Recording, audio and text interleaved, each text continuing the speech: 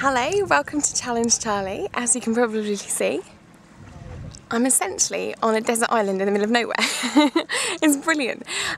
This week's challenge is to do my Advanced Open Water scuba diving qualification. So I've come down to Sipadan in Borneo, which is pretty much the closest place that you can stay if you want to go and dive in Sipadan, something famed as the third best dive site in the world. I haven't actually been there yet. We're going tomorrow, so I shall let you know how it is. Today we're on an island called Sipadan, and we've just done our first dive, which is the deep water dive, which is one of the dives that you do have to do for your Advanced Open Water. The other one that you have to do is your navigational dive, which we'll be doing this afternoon, and then you get 3 options out of a range of about 10. So we've chosen to do peak performance buoyancy, because that's something, buoyancy under the water is something I have a real problem with. I'm kind of all over the place at the moment. And we're also going to be doing fish identification and underwater photography, which is wicked, so hopefully I should have some nice photos to show you. Unfortunately I haven't got a waterproof casing for the camera, because they cost about twice the price of the actual video camera, so I can't take it down under the water, but I will try and get as much footage off the boat as I can. But yeah, so a bit of a different challenge. I haven't actually scuba dived for about 3 years. I did my PADI, which is kind of your open water, which is like a license almost to scuba dive, and once you've got that, then you can scuba dive to 18 metres, obviously with a dive master, with someone with you. After that, if you want to go any further, then this is kind of the next step. So today we dive down to 30 metres, which is the limit you can dive down to on your Advanced Open Water, which is quite a different depth to be at, to be honest. I was a bit daunted at first, but it's not as scary, anywhere near as scary as I thought it was going to be. And we had to do this test to see how our coordination skills are. Basically, on the boat before we went under the water, we had to do this. We had this like a list of 25 numbers, and they were all randomly spaced out on a piece of paper. What you had to do is you had to touch your nose, then touch 1, touch your nose, touch 2. So obviously you're looking for the numbers.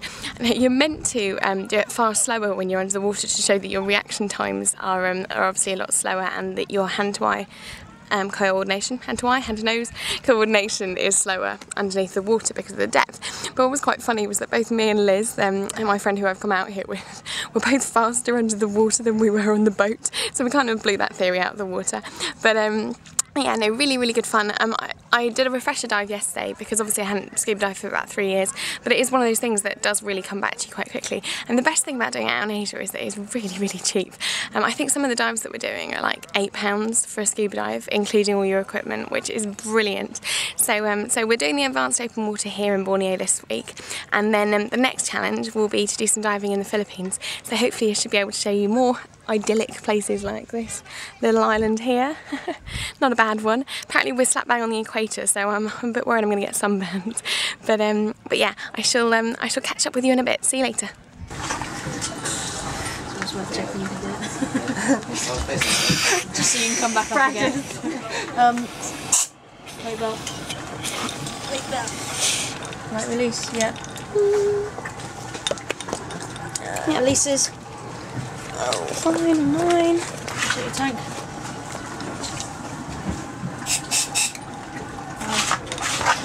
Good.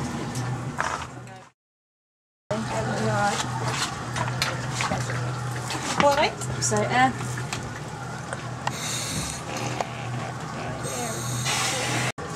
Can I go in this side?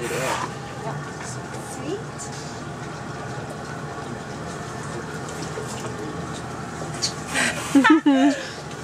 Smile, you're on Challenge Charlie.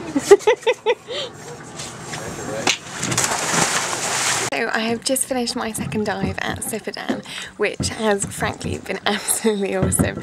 There are thousands of turtles and sharks, and it's been way better than the last 2 days where we've just been diving on the other islands. I guess diving at Sipadan was actually kind of the main part of this challenge. I actually the whole reason that I came down here was last time I was in Borneo a couple of months ago. I met someone on a plane who recommended this place to me. Her name's Jenny, and her boyfriend actually runs Scuba Junkie, which is the dive company that I'm travelling with.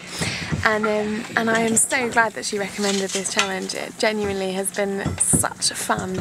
I've just been doing dive photography. You do 3 specialities as part of your Advanced Open Water, like I was saying yesterday. And so today we've been doing the fish recognition and the dive photography, which has been really, really interesting.